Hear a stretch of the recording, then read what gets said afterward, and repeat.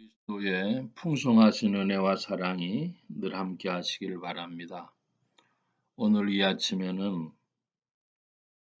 생명의 삶 5월 25일자 신명기 23장 15절로 15절로 25절까지의 말씀을 잠시 살펴보려고 합니다. 한마디로 말해서 이 오늘 본문에는 공동체의 정신이 드러나 있다. 이런 말씀을 드리려고 합니다. 그리고 하나님이 원하시는 공동체 질서에는 우리가 다 헤아리지 못한 그런 원리들도 있다. 이런 말씀을 먼저 드립니다. 신명기 23장 15절 말씀에 보면 종이 그의 주인을 피하여 네게로 도망하거든 너는 그의 주인에게 돌려주지 말고 그가 네 성읍 중에서 원하는 곳을 택하는 대로 너와 함께 네 가운데 거주하게 하고 그를 압제하지 말지니라. 어떤 종이 있었는데요. 그 종이 주인이 노예를 지나치게 다루었든지 아니면 성격이 맞지 않았든지 어쨌든 함께 살기가 너무 어려워서 그 종이 도망을 쳤습니다. 그러면 그 종을 돌려주지 말고 그리고 내 성읍 가운데 지나게 하는데 압제하지 말라 그랬습니다. 사실은 여기에 하나님의 뜻이 드러나 있는데요. 하나님은 종을 인정하지 않으시는 겁니다. 주인 노예라고 하는 것을 사실 하나님은 인정하지 않으십니다. 그러므로 구약의 법은 잠정적인 것입니다. 모세의 율법은 잠정적 성격을 띠고 있다고 하는 것을 기억해야 할 것입니다. 그래서 이 종을 인정하지 않는 것, 그러니까 도망친 종을 주인에게 돌려주지 않고 그에게 자유를 주는 법을 생각할 때에 우리나라로 이야기를 한다면 한국의 역사 중에 조선시대 숙종 때의 일입니다. 선조시대에 임진왜란이 나고 종들이 장례원을 불태워서 노예 명부를 없애므로 누가 노예인지 아닌지를 알기 어려워진 시절이 한 100년 가까이 지난 후에 숙종 때에 이르러서 이제 조선 사회가 어느 정도 안정이 됩니다.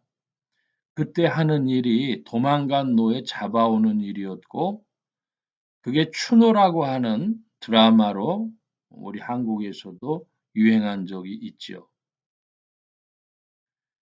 바로 그런 문제 1700년대쯤에 1600년대 말 1700년대쯤에 17, 8세기의 문제에 세계사적으로 종의 노예 문제가 있었는데 그것은 미국의 문제이기도 했습니다. 노예를 잡아가는 문제.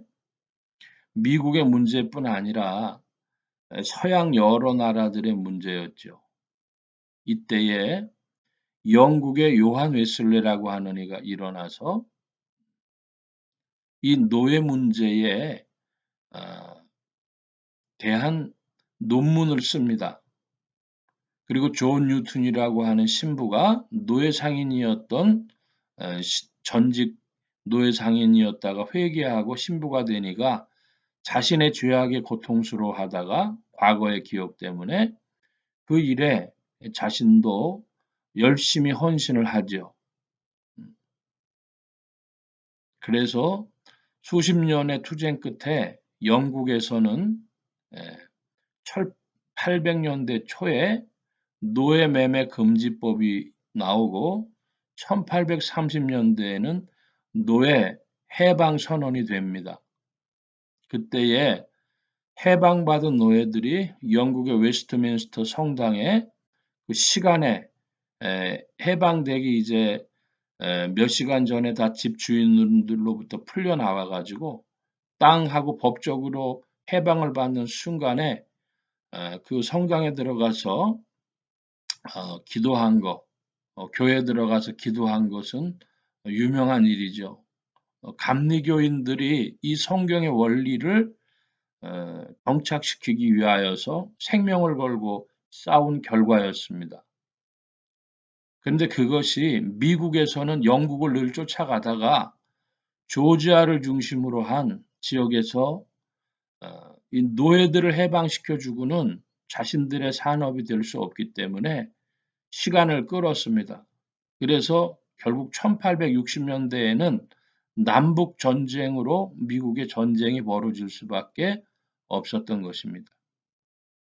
성경의 원리를 실제화하기 위해서 영국이나 미국의 교인들이 싸웠던 것, 그것을 우리 한국 기독교인들도 기억을 해야 할 것입니다. 그 원리, 그 정신이 어디 있었는지. 그때 나온 노래가 하나님께서 이제 흑인 해방하는 일로 남북 전쟁이 벌어졌을 때에 이 북군을 위해서 지은 노래가 Mine eyes have seen the glory of the coming of the Lord. 도래하시는 하나님의 영광을 내 눈이 봅니다. 그런 노래였죠. 1860년대의 남북 전쟁은 매우 중요한 역사적인 의미를 갖는 줄로 압니다. 이 말씀은 이제 이만침 보고 그 뒤에 17절 이하에 보면 이스라엘 여자 중에 찬기가 있지 못할 것이요 이스라엘 남자 중에 남창이 있지 못할지니 창기가 번 돈과 개 같은 자의 소득은 어떤 소원의 일로든지 네 하나님 여호와의 전에 가져오지 말라. 이 둘은 다 네 하나님 여호와께 가증한 것임이니라. 창기라고 하는 직업이 나오는데 인류 역사의 가장 오래된 직업들 중에 몇 가지가 무당이라든지 혹은 뭐 창기라든지 이런 것들이라고 하죠. 특별히 남창을 이야기하고 있습니다. 남창. 제가 일본 선교를 한 몇 년 다녔는데 그 신주쿠라고 하는 데에 그 호텔을 잡아놨어요. 가르치던 신학교 위치가 그 신주쿠에 있는 교회에서 했기 때문에 그래서 보니까 거기에 호스트 바라 그래 가지고 일본의 사회 문제가 되는 것을 이야기를 들었습니다. 호스트 바에 가 가지고 여자들이 돈을 몇 억대를 털린다는 거예요. 뭐 그런 이야기를 들었는데 그 남창이 신명기에도 벌써 나오고 있습니다. 그런데 그렇게 한 돈들은 하나님 절대 받지 않으신다. 돈이라는 게 원래 깨끗한 게 없는데 하나님은 그거 분명히 말씀하시니 그런 직업은 존재할 수 없다는 겁니다. 그런데 오늘날 사회에서 그런 환락가를 빼놓고 그 사회가 돌아가겠냐 하는 생각도 합니다. 그래서 그런 데들을 잡고 있는 그 세력들이 폭력배들이 무슨 마피아, 조직 폭력배 이런 자들이 잡고 있잖아요. 그러니까 그런 지하 세계가 하나님 앞에는 근본적으로 인정이 안 된다는 겁니다. 또 중요한 거 있습니다.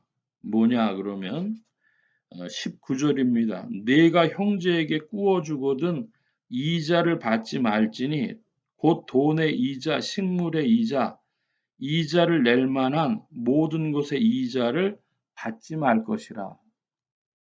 이렇게 되면 오늘날 흔히 얘기하는 금융업, 더 나가서 보면은 사채업 이거 불가능한 겁니다. 오늘 이 문제가 우리나라에서도 어느 정도 적용되고 있는데요. 법률적으로 파산, 회생하는 것들이 있습니다. 그러면 누가 그것을 동의해 줘야 되는가 그러면 금융기관들, 1차 금융기관, 뭐 카드사 이런 데들 동의를 해 줘야 되죠. 근데 그 사람들이 왜 자기 손해 보는데 동의를 해 주냐? 나라에서 법을 세워서 압력을 넣기 때문이죠. 니네들 이 사회에서 장사하려면 사회가 존립할 수 있도록 이런 것에 대한 동의해 줘라 하는 것입니다. 그러니까 울며 겨자 먹기로 그 파산회생법에 금융기관들이 동의하는 것이죠. 더 나아가서 영국에서는 아프리카에 차관 빌려준 거, 돈 빌려준 거를 탕감하자 하는 것 때문에 영국 성공회가 영국 의회에 청원을 하고 들고 일어나서 한 10년 전에 크게 논란이 된 적이 있죠. 그래서 이 금융업에 관해서도 사실은 하나님의 질서가 있다. 또 볼 것이 있는데요. 24절 말씀에 조금 서둘러 봅니다. 내 이웃의 포도원에 들어갈 때에는 마음대로 그 포도주를 배불리 먹어도 되느니라. 그러나 그릇에 담지는 말 것이요. 예. 배가 고파서 다른 사람 포도원 들어가서 자기 배부른 만큼 먹었습니다. 그 행동으로 보면 도적질이죠. 그런데 하나님이 그것까지는 인정된다고 하십니다. 그릇에 담아서 갈 수는 없지만 너 먹기 위해서 한 것까지는 용인이 된다. 내 이웃의 포도원에 들어갈 때 마음대로 그 포도주를 배불리 먹어도 되느니라. 여기 하나님께서 말씀하시는 인간 존재의 근거, 권리, 공동체의 원리 이런 것들이 나와 있는 줄 압니다. 오늘 말씀의 예화를 보면 우분투라고 하는 것을 이야기하는데 우분투는 아프리카 반투족 말로 우리가 함께 있기에 내가 있다라는 뜻이랍니다. 그래서 1등 하면 그 바구니에 든 과일을 다 가질 수 있는데 1등한 애가 그 과일을 자기 혼자 다 갖지 않고 나눠 먹더랍니다. 그래서 어 1등 하면 혼자 과일을 다 가질 수 있는데 "왜 포기했니?" 물으니까 아이들이 우분투 그렇게 외쳤다는 것이죠. 이것은 공동체 본질을 꿰뚫어 본 용어 중에 하나라고 하겠습니다. 우리가 함께 살려면 다 같이 잘 살려고 하는 것을 근거로 또 목표로 방향으로 해야 할 것입니다. 오늘날 자본주의라고 하는 말을 어, 그저 아무 때나 갖다 들이대는 사람들이 있어요. 자본주의는 무제약한 것인 줄 아는데 그 출발에 있어서도 자본주의는 자연 발생적인 또 왕들로부터 허락받은 범위 안에서 됐던 것이고 1920년대 말에 대공황이 찾아와 가지고 루즈벨트라고 하는 대통령이 뉴딜 정책을 펼쳤죠. 그것을 수종 자본주의라고 부르지 않습니까? 자본주의는 끊임없이 수종되어 왔습니다. 근데 내가 다 가지면 그거 자본주의라고. 자본주의인데 무슨 말이 많으냐? 그것은 지나치게 욕심꾸러기의 말이기도 하고 역사적으로도 맞지 않고 그리고 그 자신을 합리화시킬 말일 뿐입니다. 그런 자본주의는 무제약한 자유의 자본주의는 지구상에 존재한 적이 없습니다. 한국 사회가 그 질문을 해야 할 줄로 압니다. 한국의 자본주의는 어떤 성격의 것이고 공동체가 받을 만한 것인가? 아주 조그만 살 길을 내놨습니다. 파산 회생법을 한국 사회가 가지고 있어서 살 길을 조금 내놨지만 더 내놔야 할 것이 무엇일까? 금융업이나 혹은 이 환락산업 같은 거를 어떻게 없앨 것인 금융업을 어떻게 통제하고 환락산업을 어떻게 없앨 것이며 못 가진 자라도 자신이 먹고 살 만큼은 어떻게 해줄 수 있는 것인가? 그리고 사람 위에 사람 없다고 하는 이 법, 그건 어떻게 에, 실행되어질 수 있을까? 오늘 말씀이 조금 길어졌습니다마는 이 말씀 드리고 마치려고 합니다. 한국이라고 하는 사회가 가장 어, 소비력이 높고 그리고 자유했던 적이 언젠가 그러면 노태우 대통령 시절이었다 그럽니다. 노태우 대통령 시절에는 돈 많이 가진 집도 가정부 구하기가 어려웠다 그래요. 아무도 들어와서 가정부 노릇하려고 하질 않습니다. 그런데 지금 2000년대, 2020년 들어와 가지고 잘 사는 집들은 가정부가 2명, 3명 있는 집들도 있고 무슨 필리핀 가정부가 있는 집들도 있고 이렇게 산답니다. 음, 자본주의가 심화되어진 것이죠. 여기에서 한국 교회는 어떻게 길을 찾고 나가야 할까 하는 질문을 그리스도 안에서 질문해야 할 것입니다. 그리스도의 통치가 하나님 나라의 통치가 나타나는 사회 공동체는 어떤 지향을 가져야 될까 질문해 보는 여러분들 되시기를 바라고 오늘 예화에 우분투라고 하는 것이 나왔는데 아프리카에 사는 사람들도 누가 가르쳐 주지도 않았는데 그걸 알듯이 오늘 우리는 인간으로서 더 나아가 그리스도 안에 있는 신앙으로서 어떻게 공동체를 세우고 섬겨야 할지를 질문할 수 있어야 되겠습니다. 오늘은 여기까지 말씀을 봅니다. 기도합니다. 만복의 근원 되신 하나님 함께하여 주셔서 주의 크신 은혜 가운데 그리스도 예수의 정신이 이 사회 속에 펼쳐지기를 원하온데 말씀을 잘 상고함으로 주의 뜻을 잘 깨달아서 또한 적용하여 나아가는 그리스도인들이 되게 하시고 18세기 말에 사회와 싸웠던 감리교인들을 기억하게 하시고 또 19세기 때에 싸웠던 미국의 교인들을 기억하게 하셔서 참으로 신앙의 정신을 사회 속에 구현하는 일에 우리가 어떠한 길을 걸어가야 될지 늘 질문하는 교회와 성도들 되게 하여 주옵소서. 이 세상에서 주의 도우심이 없이는 살아갈 수 없사오니 주 성령께서 교회와 성도들을 붙드사 주의 은혜 가운데 전진케 하여 주옵소서.